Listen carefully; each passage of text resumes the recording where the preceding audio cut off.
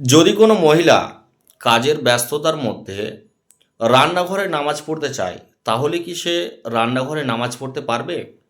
ইসলাম কি রান্নাঘরে নামাজ পড়ার জন্য অনুমতি দেয়?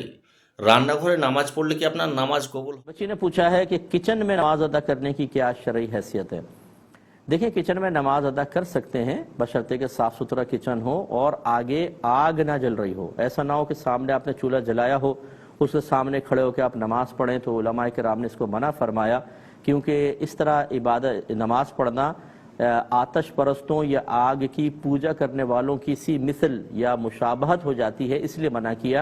इसलिए अगर आग वगैरह नहीं जल रही तो बिल्कुल आप किचन में नमाज पढ़ सकती हैं, इसमें कोई हरज नहीं। বলে বোঝা গেল আপনি রান্নাঘরে নামাজ পড়তে পারেন, কোনো সমস্যা নেই। কিন্তু আপনাকে ধ্যানে রাখতে হবে যে আপনার যে রান্নাঘর সেটা কিন্তু পবিত্র হতে হবে, পাক হতে হবে, পরিষ্কার পরিচ্ছন্ন হতে হবে।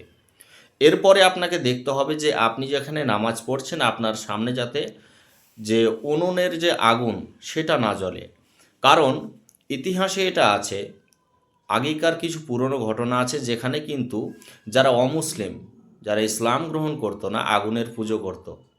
ওই হিসেবে আগুনের সামনে দাঁড়িয়ে বা সামনে কোনো উনুনে আগুন জ্বলছে তার সামনে দাঁড়িয়ে নামাজ না পড়াই ভালো। এতে একটা বেদাত বা শিরকের সৃষ্টি হয়। এর থেকে উত্তম হচ্ছে আপনি আগুনের সাইড করে আপনি নামাজ পড়ুন।